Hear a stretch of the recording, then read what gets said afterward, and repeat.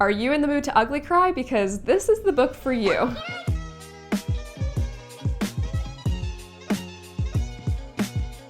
Hey guys, welcome back. Today I'm doing a spoiler talk on Colleen Hoover's new book, Reminders of Him. And just as a warning, this video will have all of the spoilers. So please beware if you haven't read this book yet. Also, don't forget to subscribe to the channel if you want more book videos. So this is actually the first Colleen Hoover book that I've read. I've heard wonderful things about her. I just haven't gotten around to reading her other stuff yet. So going into this book, I was not emotionally prepared for the amount of ugly crying that this book made me do.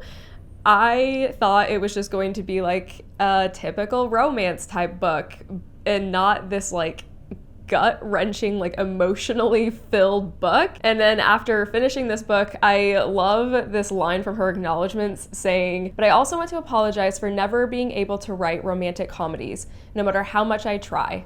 I started this one thinking it was going to be a romantic comedy, but obviously the characters weren't in the mood for that. Maybe next time." So that quote made me laugh because this book was definitely not a romantic comedy, and I was unprepared for that going into it. And I definitely need some time now that I've read it to like kind of recoup before I try to read any of her other books.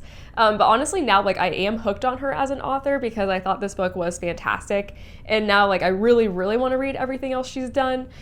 But if everything else is as like emotional as this book was, like I definitely can't emotionally read them all like right in a row. So Reminders of Him centers on main character Kenna. She is 26. She's just gotten out of prison for involuntary manslaughter of her boyfriend Scotty.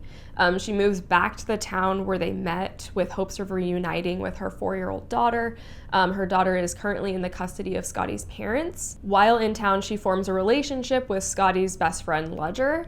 And after their relationship gets off to like a rocky start, he is the only one that she has in town, and he's also kind of the link that she needs to lead her to her daughter. This book is told from alternating point of views between Kenna and Ledger, and we're also provided a narrative by way of these letters that Kenna writes to Scotty, kind of updating him on her life, and she talks to him through these letters. And she's been writing him these letters for the past 5 years since the whole time she's been in prison. And honestly, these letters killed me. I would immediately start tearing up almost every time when I was reading one. Like I would see because the formatting would change when it would go to a letter, and I'd be like, here we go. I just knew that I was gonna cry again. Like there was just something about reading like this personal letter to the main character's dead boyfriend that was just so depressing. And with all of these letters, we would learn like major things about what had happened in Kenna's past.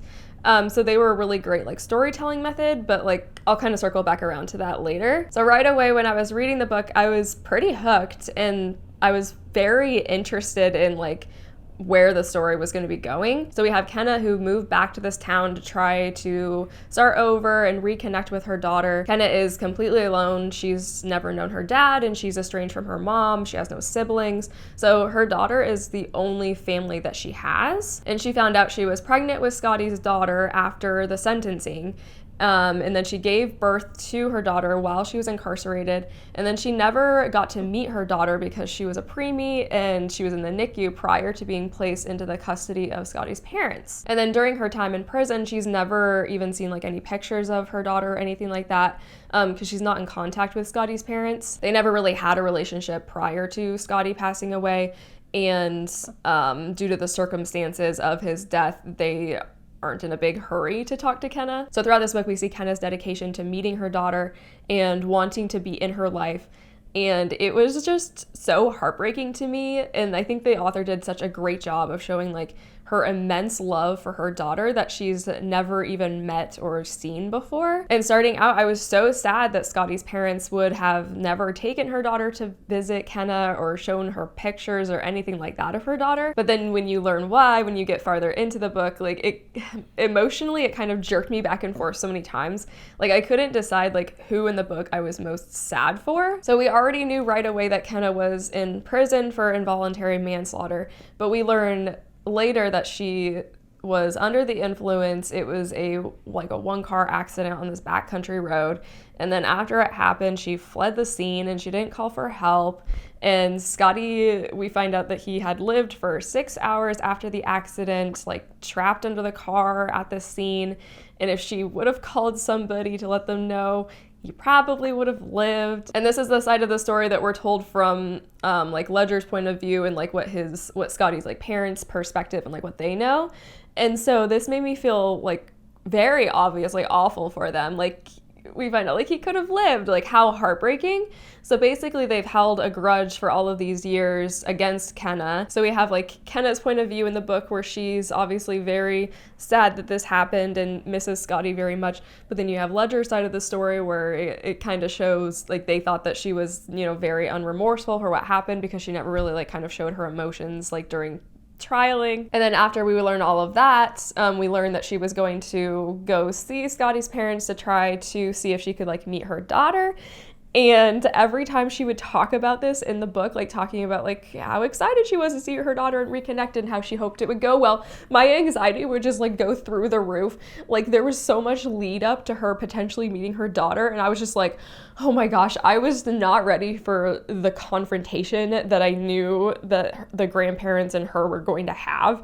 I was just so anxious and I was like, this is going to be a very ugly conversation and I don't know if I'm emotionally ready to read this. So that was incredibly difficult for me because I could feel the pain of Kenna wanting to meet her daughter. But then you could also feel the pain of Scotty's parents wanting to protect her daughter. And as the reader, you want to like pick a side to cling to like have a specific person that you're rooting for through the rest of the book.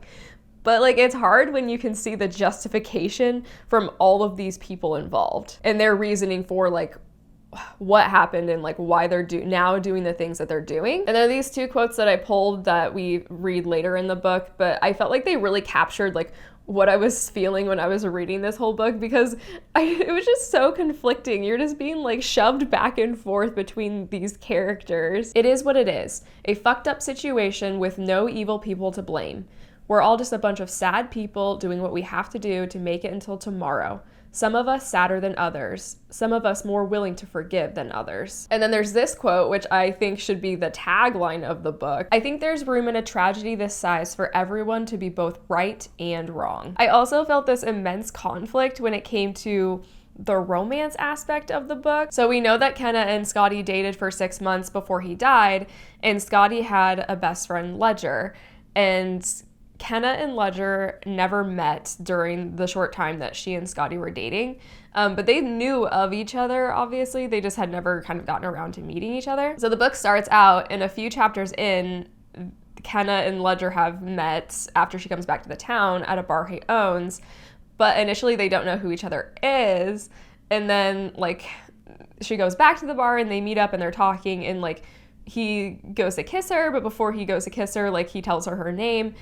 And then it like clicks for her who it is because he has like kind of a weird name and she's like, oh my God, this is Scotty's best friend. So she realizes who he is, but she lets him continue to kiss her and like, I don't know. I was just a little weirded out by it because you have like her inner dialogue of being like, kind of like, what am I doing? And like, I know it's been like 5 years and they had never actually like met before, but at the same time, like, this is your, like, dead boyfriend's best friend, and he doesn't know who you are because you look completely different than what you did before you were locked up, and you told him that your name was your middle name instead of the name he actually knows you by. And, like, I was just a little uncomfortable when I was reading about them, like, almost hooking up.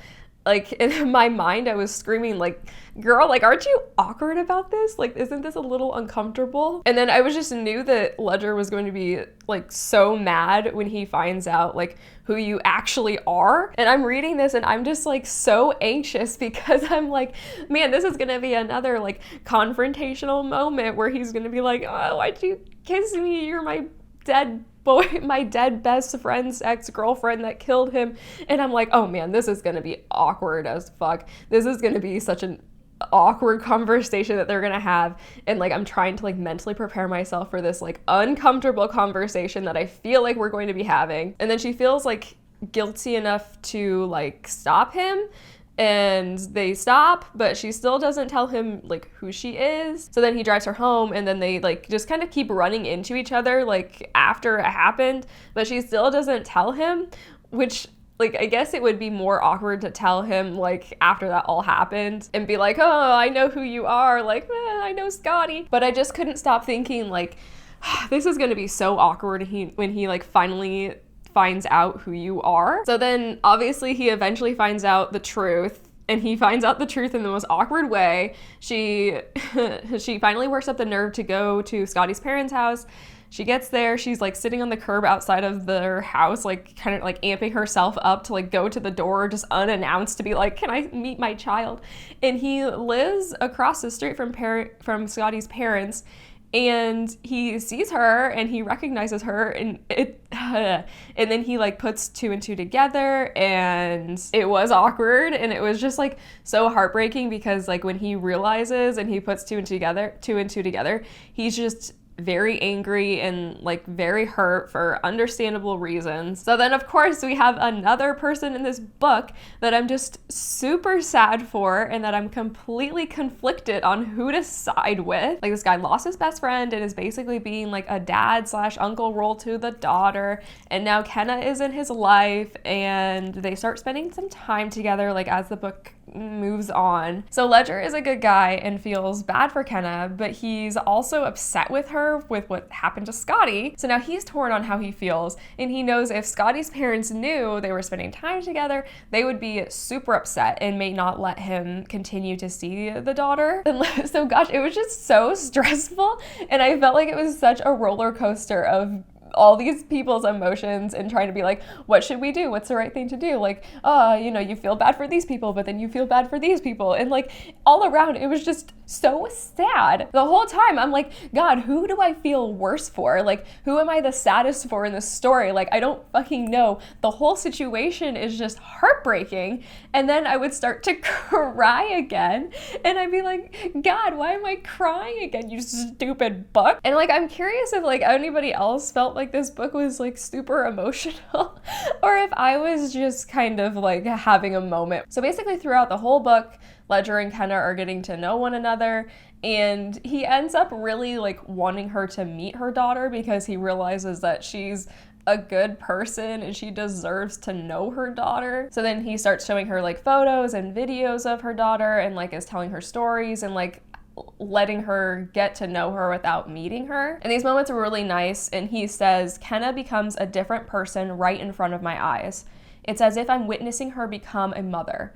It might be the most beautiful thing I've ever seen, and I feel like an absolute fucking monster for not helping her experience this moment sooner. I'm sorry, Scotty. So they're getting closer. We have all of these moments of their relationship blooming, but then we also get tidbits of like the letters that she's been writing to Scotty, and we learn about how her and Scotty's relationship started and like how it was when they were together.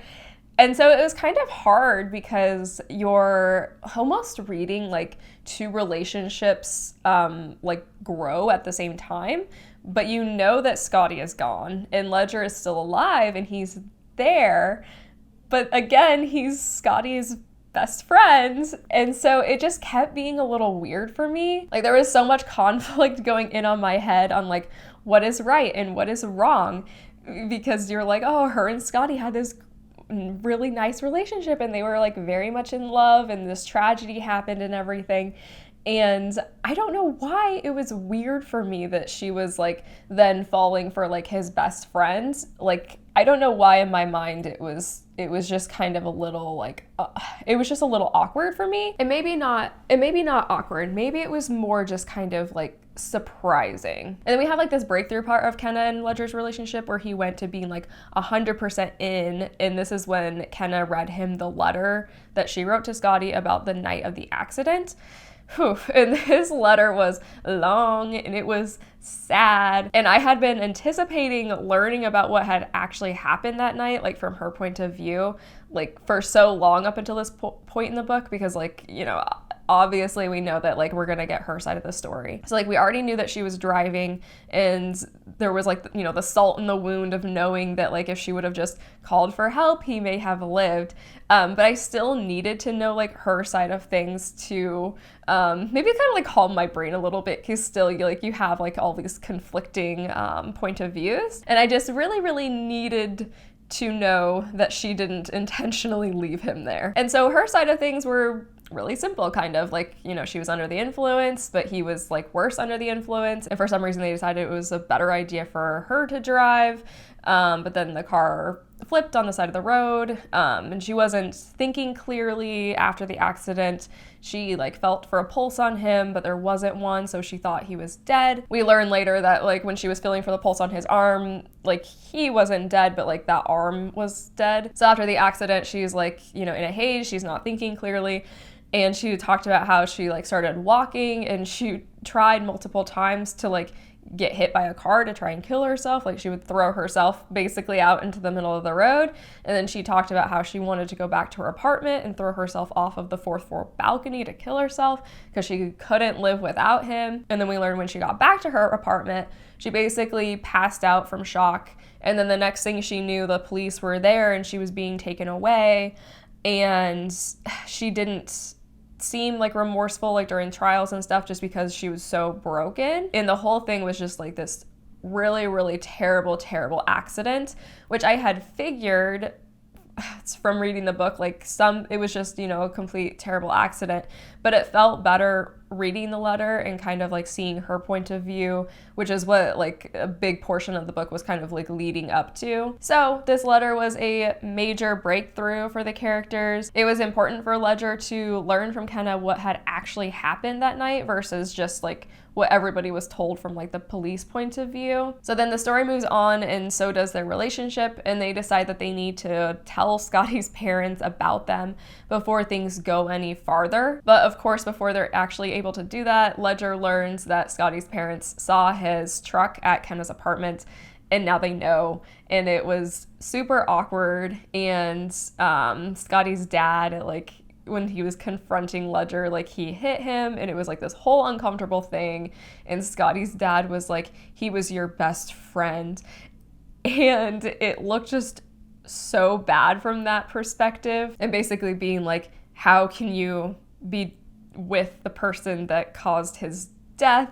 But it's also awkward because you guys were best friends. So from Scotty's parents' point of view, the whole situation was just not good. So basically they tell him that he has to choose between Kenna or staying in the daughter's life. And so honestly, when we got to this point, since I have never read one of Colleen Hoover's books before, I was like, is this not going to be a happy ending? Because this was like at a point in the book when we were super close to coming to the end. And I was like, I have no idea if she is the type of author who is going to like go for this sad ending. And since this is the first book that I've read from her, I was legitimately worried. I was like, oh my gosh, she's gonna end this and it's not gonna be happy and I'm going to be crushed. So then everything at the end of the book kind of clipped along and it happened pretty quickly. But honestly, I did feel like it was more realistic than what I was expecting. Like sometimes I feel like with endings of books, they can kind of be like rushed, where it's like, you know, they have these like conversations, like these grand revelations, and you're like, there's not really any way that those characters can make up that easily. But with this book, I actually believed it. So Ledger tells Kenna what happens with Scotty's parents and that he basically has to make a choice. And she tells him that she's going to leave town so that they won't have to worry about her anymore, and that he needs to choose her daughter because she wants him in her life, which was so sad. So Ledger goes to Scotty's parents' house and makes it clear on the decision that he's made. But then before he leaves, he gives them a copy of the letter that Kenna wrote to Scotty about the night of the accident, like her point of view, and asks them to read it. So the next day, Grace, which is Scotty's mom, she goes to Ledger's house and she asks him to bring her to Kenna. So her and Kenna sit together, and Grace gives Kenna a ring that Scotty's parents had helped him buy for Kenna for one day when he was going to propose. And from the letters, we had already learned about this ring. It was from an antique shop that they had gone to, and like then he had gone back and got the ring. And that part just like really made me cry, because in the letters it was just kind of like such a sweet, like it was just like such kind of like a passing thought where it's like, you know, we did this or whatever. And then to learn that like he like borrowed the money from his parents to buy it because he was going to propose, and the mom was going to give it to the daughter, like pass it on eventually, but then she tells kind of like, this actually belongs to you. And so it's kind of like this nice gesture, and it kind of is like closure almost, like kind of showing that Grace is willing to move on. So Grace invites Kenna to go to dinner at their house that night to meet her daughter, finally, and she goes, and it's really wonderful, and basically everybody just decides to kind of move forward with life. And like I said earlier, like normally I would expect a book to have more like wrap up, and with something like this hard, you would almost expect them to have more of a conversation regarding like everything that like kind of had happened in the last 5 years, and how all the characters felt, and like, you know, these moments of like apologies and all of these things. But we didn't really have those moments. And honestly, I liked that, and I liked how it ended. They kind of come to this realization that there has been so much wasted time and so many years of grudge holding, and now it's time to really move on and move forward because it's what Scotty would have wanted. So overall, I thought this book was heartbreaking but beautiful. It made me like feel all sorts of these like feelings, and it made me question like who I thought was right versus wrong, and it made me question which character I was the most sad for constantly. And I was not expecting such an emotional read, but honestly, like, I don't know, I just loved every second of it. And now I really, really want to read more of Colleen Hoover's books. Now that I kind of know what to expect going in, I can feel more prepared to read her other books, and like I can prepare myself and be like, okay, this is gonna be a sad one, this is gonna be an emotional roller coaster, are you ready for this? So thanks for watching today's video. Thanks for letting me just gush about this emotional book for however long, and there really is just something about like reading something this emotional that makes me feel like I just need to like talk about it and like work through my feelings on it. So let me know what you thought of this book in the comments below. Don't forget to subscribe, and we'll see you next time. Bye!